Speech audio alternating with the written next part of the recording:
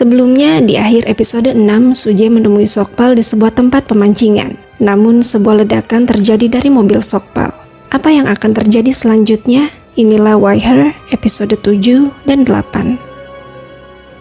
Suje pingsan setelah ledakan susulan hingga Gongchan tidak bisa menghubunginya. Dari Mirim, Gongchan tahu bahwa Suje pergi ke pemancingan Sokpo dan langsung bergegas ke sana. Di pemancingan Sokpo, Suje nampak telah siuman. Suje langsung menghubungi nomor darurat untuk melaporkan ledakan dan kebakaran di pemancingan itu. Kembali ke Gongchan, di perjalanan Gongchan berpapasan dengan Suje. Gongchan memaksa mengantar Suje karena khawatir melihat kondisi Suje. Kita lalu diajak flashback ke beberapa hari yang lalu. Gongchan memberitahu rekan-rekan setimnya bahwa dia mencurigai Hong Sokpal sebagai pelaku yang membunuh Pak Soyong dengan berbagai bukti yang Gongchan temukan. Dari cara berjalannya yang khas, tim klinik legal juga menyimpulkan bahwa Sokpal lah yang membobol markas Suje dan yang mencuri HP Pak Jiong. Dari situ, tim klinik legal berdiskusi tentang siapakah dalang di balik semua kejahatan Sokpal dan kecurigaan pun mengarah pada Han Sungbom, Lee In-soo, dan Choi Tae-guk yang diketahui sebagai orang-orang berkuasa yang menjadi tamu VVIP di bar hostess Sokpal dan pastinya memiliki hubungan tidak biasa dengan Sokpal. Tim klinik legal kemudian melakukan penyelidikan mendalam dan melaporkan hasil penyelidikan mereka pada Suje bahwa untuk saat ini Hong Sokpal tersangka utama pembunuhan Pak Soyong. Kembali ke masa sekarang, Suje memberitahu Gongchan alasannya bertemu Sokpal yaitu karena Sokpal ingin memberitahunya info tentang kematian Soyong. Walaupun sempat curiga bahwa ledakan itu adalah upaya Sokpal untuk bunuh diri,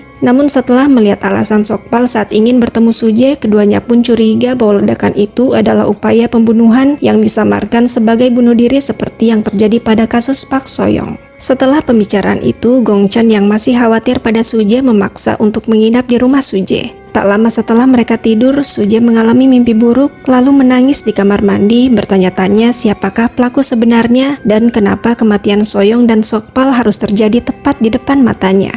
Mendengar tangisan Suje, Gongchan masuk ke kamar mandi lalu berusaha menenangkan Suje. Sementara itu, di rumahnya, Yun Sang menggeledah ruang kerja ayahnya karena kecurigaannya pada sang ayah terkait insiden-insiden yang melibatkan Suje. Keesokan paginya, Kepala Polisi Kang Gil-ju melaporkan kematian Sokpal pada Tae-guk dan menginfokan bahwa pihaknya akan menginterogasi Suje karena keberadaan Suje di TKP dan orang terakhir yang ditelepon Sokpal adalah Suje. Di Universitas Sojung, Yun Sang menyampaikan kemarahannya pada Gongchan karena semalaman Gongchan bersama Suje. Yun Sang cemburu karena setiap kali sesuatu terjadi pada Suje, Suje malah menghubungi Gongchan dan bukan dirinya. Yun Sang juga memperingati Gongchan agar tidak asal mencurigai ayah dan kakaknya tanpa bukti yang kuat. Saat itu, tanpa keduanya sadari, para anggota tim klinik legal rupanya sudah tiba dan mendengar percakapan Gongchan dan Yun Sang itu. Para anggota tim pun akhirnya sadar bahwa Yun Sang adalah anak dari Choi Tae-guk. Di sisi lain, Suje yang merasa ada hal buruk yang akan segera terjadi padanya menemui Pak Ko lalu memberikan rekaman video dari black box mobilnya dan meminta Pak Ko menyelidiki ledakan dari mobil Hong Sokpal semalam. Lanjut, dari Mirim diketahui bahwa polisi menyimpulkan kematian Sokpal sebagai kasus bunuh diri. Setelah itu, Suje menemui Yoon Se-pil. Suje meminta bantuan Se-pil akan sesuatu. Adegan kemudian berpindah pada Yoon Se-pil yang datang mengunjungi seorang pasien bernama Kang Eun-so di sebuah rumah sakit. Saat Se-pil menyelimuti Eun-so, tiba-tiba Eun-so mengalami serangan panik dan Se-pil pun merasa cemas. Di saat yang bersamaan, Jin-ki datang dan menenangkan Se-pil. Se-pil pun teringat pada masa lalunya. Saat itu, Se-pil dan Jin-ki diberitahu oleh seorang dokter bahwa seseorang kenalan mereka mengalami kecelakaan mobil berkecepatan tinggi hingga mengalami masalah saraf karena pendarahan otak. Tak sampai di situ, diduga orang itu juga mengalami pelecehan seksual. Kembali ke masa sekarang, Se-pil bertekad akan balas dendam kepada mereka yang sudah mencelakai orang tersebut. Malam harinya, Suje menemui Tae-guk. Tae-guk memberitahu Suje bahwa polisi akan menginvestigasi Suje. Tae-guk lalu menawarkan agar Suje bergabung dalam kelompok terkuat di lingkaran dalam Tae-guk supaya nantinya tidak ada yang bisa mengganggu Suje, namun Suje menolak karena yakin itu hanya umpan Tae-guk yang akan merugikan Suje di kemudian hari. Lanjut, malam itu Gongchan diam-diam meninggalkan makan malam untuk Suje di depan pintu rumahnya, dan hal itu membuat Suje berbunga-bunga. Keesokan harinya, Universitas Sojung dibuat geger dengan penangkapan Suje yang tanpa surat perintah terkait penghasutan pembunuhan Pak Soyong dan keterlibatan Suje dalam bunuh diri Hong Sokpal.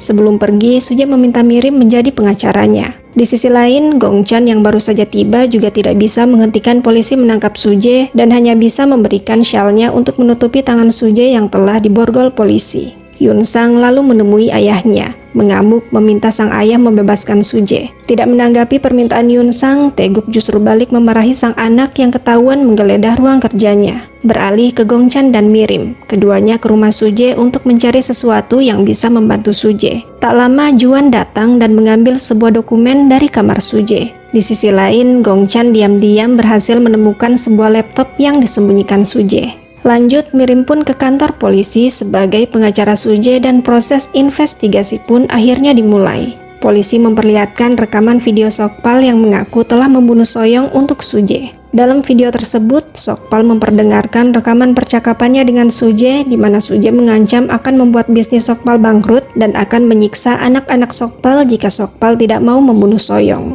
Sokpal mengaku Suje menyuruhnya melakukan hal itu karena marah mengetahui An Kangwon yang dikencaninya terlibat skandal dengan Pak Soyong. Kemudian karena merasa bersalah pada Pak Soyong, Sokpal menegaskan bahwa dirinya akan bunuh diri di depan Suje. Tak lama video pengakuan Sokpal itu pun bocor ke tim klinik legal. Mereka mendapatkan video itu dari detektif Cho kenalan Gangja. Beralih ke Taeguk. Taeguk teringat pada pembicaraannya dengan Lee In-soo dan Han Sung-bom. Dalam pembicaraan itu, Lee In-soo berjanji akan mengangkat Taeguk menjadi menteri kehakiman dalam pemerintahannya kelak jika Taeguk mau memainkan perannya sebagai batu loncatan In-soo yang melakukan pekerjaan-pekerjaan kotor untuk In-soo agar In-soo bisa menjadi presiden, termasuk menyingkirkan Suje yang dianggap In-soo sebagai ancaman karena mengetahui isi dokumen rahasia Hansu Group.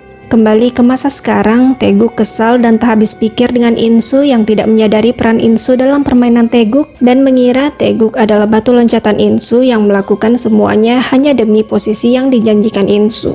Lanjut, dari hasil otopsi disimpulkan bahwa Sokpal meninggal karena bunuh diri. Beralih ke Suje. Karena adanya bukti yang kuat, malam itu Suje akhirnya resmi dimasukkan ke lapas untuk menghindari kemungkinan bahwa Suje akan melarikan diri selama proses persidangan nantinya.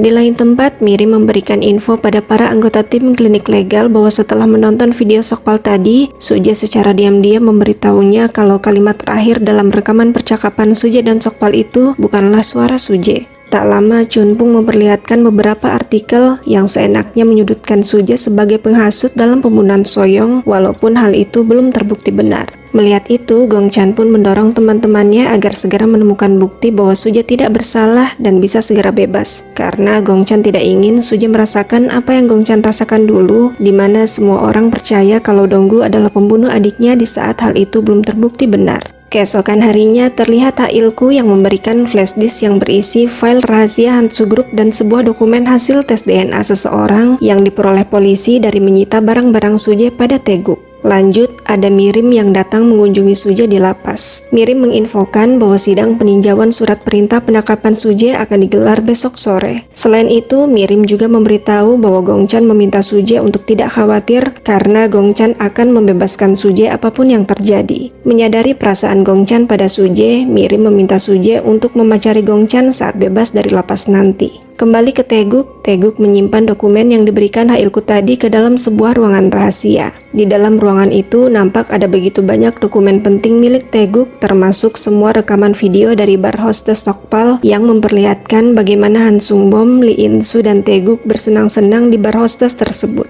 Rupanya sebelum meninggal, Sokpal sempat memberikan video-video yang digunakan Sokpal untuk mengancam Han Sung-bom, Taeguk, dan Lee In-soo itu pada Taeguk. Beralih ke tim klinik legal, para anggota tim klinik legal berusaha keras mencari bukti-bukti bahwa Suje tidak bersalah.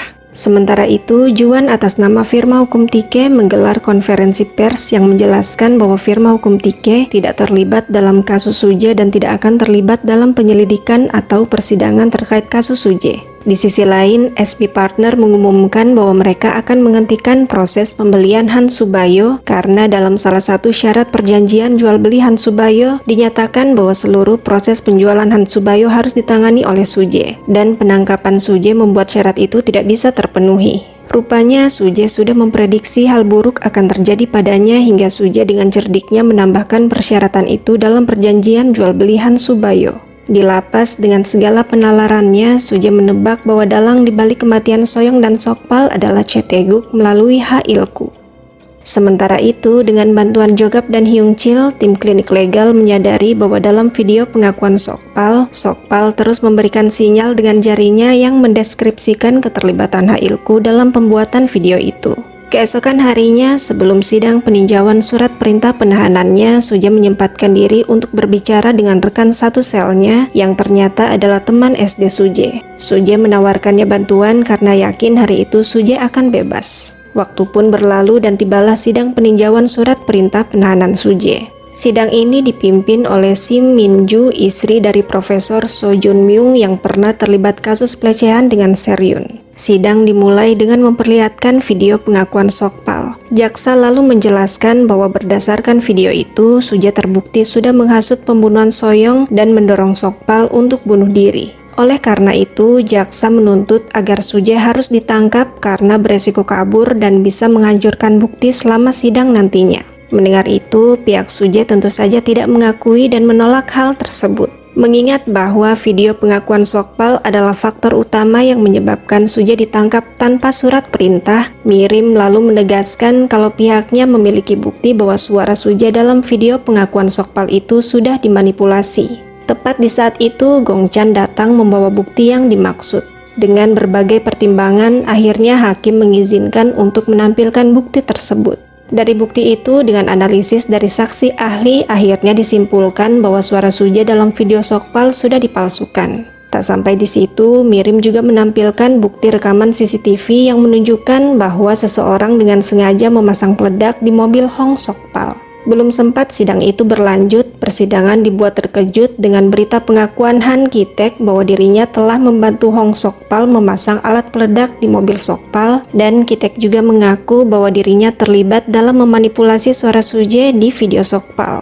Kita lalu diajak flashback ke masa sebelum Sokpal meninggal. Terlihat bahwa Han Ki-taek dengan bantuan Ha-il-koo memasang alat peledak di mobil Sokpal. Ha-il-koo lalu meminta Sokpal membuat video pengakuan di mana di dalamnya Sokpal juga harus menyatakan bahwa dirinya akan bunuh diri. Il-koo memberitahu Sokpal bahwa Han Sung-bom dan Lee In-soo ingin menyingkirkan Sokpal, namun Taeguk ingin menyelamatkan Sokpal dengan skenario bunuh diri palsu ini. Il-koo menjelaskan tentang skenario bunuh diri Sokpal dalam ledakan mobil dan berjanji bahwa saat ledakan terjadi, Sokpal akan keluar dari mobil dan tubuhnya akan diganti dengan mayat seseorang. Selanjutnya, Sokpal bisa melarikan diri ke Tiongkok dan melakukan operasi plastik di sana. Begitulah bagaimana Sokpal akhirnya menyetujui untuk membuat video pengakuannya. Namun saat eksekusi ternyata Sokpal dibohongi. Sokpal dibuat benar-benar tewas oleh Taeguk melalui Han Ki-taek yang memencet tombol ledak untuk bom di mobil Sokpal. Kembali ke masa sekarang, Yun Sang datang ke ruangan ayahnya untuk menerima konsekuensi dari perbuatannya. Rupanya Yun Sang lah yang mengambil rekaman suara asli Suje dan rekaman suara Suje yang telah dipalsukan oleh Ha-il-koo dengan memperdaya sekretaris ayahnya tersebut. Rekaman itulah yang oleh Mirim dijadikan bukti dalam sidang peninjauan surat perintah penahanan Suje tadi. Menyadari bahwa ayahnya dan Suje saling bertentangan, Yun Sang pun menawarkan diri untuk membantu keduanya di tengah-tengah layaknya agen ganda dengan meminta ayahnya menjadikannya pemagang untuk Suje. Dan jika nantinya menurut sang ayah Yun Sang bekerja dengan baik, Yun Sang meminta ayahnya itu membiarkan Yun Sang memiliki firma hukum Tike. Beralih ke Han Ki-taek. Di ruangan interogasi polisi, Ki-taek teringat pada percakapannya dengan Taeguk. Taeguk membujuk Ki-taek untuk menjadi tumbal dan menyerahkan diri pada pihak yang berwajib. Taeguk berjanji bahwa 27 juta dolar Ki-taek akan menjadi 40 juta dolar saat Ki-taek bebas nanti. Kembali ke persidangan Suje dengan semua bukti dan pengakuan Han Ki-taek, hakim pun memutuskan untuk menolak penangkapan Suje dan otomatis Suje pun dibebaskan. Di perjalanan pulang, saat melihat shawl milik Gong Chan, Suje jadi teringat pada Gong Chan yang memberikan shawlnya itu untuk menutupi tangan Suje yang sudah diborgol. Tidak bisa dipungkiri, segala perlakuan Gong Chan padanya berhasil menyentuh hati Suje. Tak sampai di situ, setibanya di rumahnya, Suje nampak terkejut melihat kehadiran Gong Chan yang sudah menanti kepulangan Suje dengan senyuman. Melihat Suje yang sedang memegang syalnya, Gong Chan pun berkata bahwa jika tahu apa yang akan terjadi, Gong Chan akan memakai syal yang lebih bagus. Lalu sambil mendekat, Gong Chan pun mengajak Suje ke rumah Gong Chan karena Suje tidak aman di rumahnya. Menyerah pada ketulusan Gongchan, Suje pun menyandarkan dirinya ke bahu Gongchan dan berkata bahwa saat ini dirinya lapar. 나 배고파. Bagaimana kelanjutan kisah Suje dan Gongchan? Nantikan di episode selanjutnya.